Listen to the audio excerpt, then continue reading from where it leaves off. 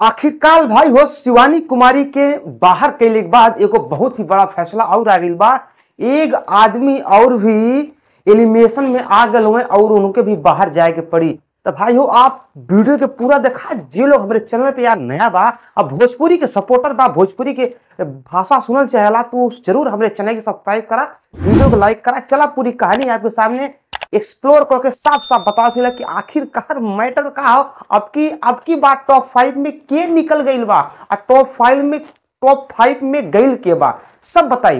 भाई सबसे पहले हम आपके बता दी कि जब से रणवीर के ई एगो अवसर मिलेला कि आप जो है कि 4 आदमी में से एक आदमी के सेफ जोन में भेज सकेला, तो रणवीर जो है अपने खास मित्र अरमान मलिक के भेज दिलन सेफ जोन में। अब भाई हो बस जने लवकेश कटारिया, विशाल पांडे, शिवानी सिंह। तो भाई हो ये तीनों में बहुत ही भीषण कंपटीशन के उम्मीद हो जाला कि अब दोनों में बहुत ही खतरनाक, बहुत ज्यादा भीषण कंपटीशन हो जाए। लेकिन भाई हो ये मन होला का हम आपको बता दी कि जब वोटिंग शुरू होला नहीं तो नंबर 1 पे मिल जाने लवकेश कटारिया। लवकेश कटारिया का नंबर 1 पे मिलल एगो प्लस पॉइंट ही बा कि लवकेश कटारिया का अपन खुद का बहुत बढ़िया फैन फॉलोइंग बा।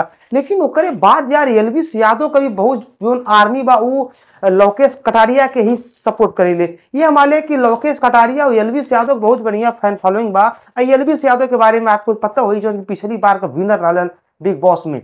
अब बात करिए भाई वो विशाल पांडे जो है कि वो नंबर 2 पे रहलन और इनके सिंपैथी बहुत बढ़िया मिल जाले, वो नंबर 2 पे रहने। नंबर 3 पे तोरे शिवानी कुमारी रहेली। तो भाई वो जैसा कि आप उनके तो पते बा कि शिवानी कुमारी के बाहर कर दिया गई बा। हाँ, नॉमिनेटेड लिस्ट में से शिवानी कुमारी के बाहर कैले के बाद अब ये फैसला आ गई बा कि विशाल पांडे भी बाहर हो चुकल हुए।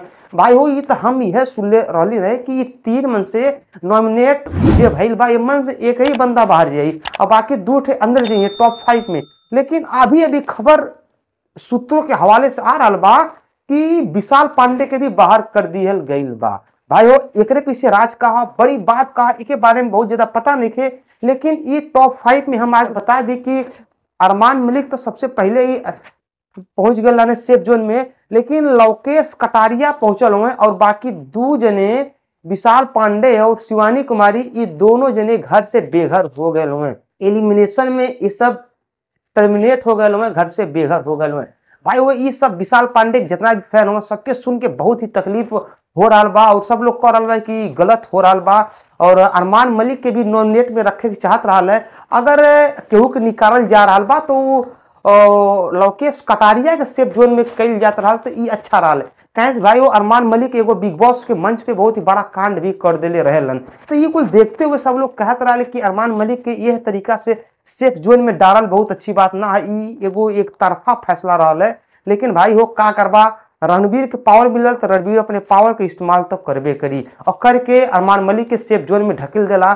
और ये तीनों में भयंकर वोटिंग होले और वोटिंग के आधार पर तोरे अरमान मलिक तो माला सेफ जोन में ही हुआ, लेकिन वोटिंग के आधार पे तोरे लवकेश कटारिया टॉप 5 में अपन जगह बना ले हुए। शिवानी तो माला 3 नंबर पे रहनी है, शिवानी बाहर हो गई नहीं। लेकिन विशाल पांडे जेके अरमान मलिक थप्पड़ मार दे रहा है और एगो आरोप लगा के कि मेरे बीबी के बारे में बहुत भद्दा सोच रहा था। तो मिला जुला के भाई हो इसमें विशाल पांडे भी बाहर हो चुके हुआ। विशाल पांडे के जितना भी चाहे वाला हो फैन हुए सब लोगों के बहुत ही बुरा लग रहा बा कि विशाल पांडे के ऐसा ना होके चाहत रहा है। भाई देखा वोटिंग के आधार पे बात देखा, जहां 2 गो पहलवान अगर आपस में लड़त हुए तो एगो पहलवान के गिरल तो भाई लाजमी ही बा। तो मत 2 गो पहलवान बिग बॉस के घर से बाहर हो चुकल हुए। जमन से शिवानी कुमारी तो मान ला पहले भाई लानी है। अभी खबर आ रहा है कि विशाल पांडे भी बाहर हो चुकल हुए। अब भाई वो टॉप 5 में लव कटारिया, अरमान मलिक ये सब पहुंच गए हुए। ये 2 जने तो यही ये सफर यहीं पर खत्म हो गई बा।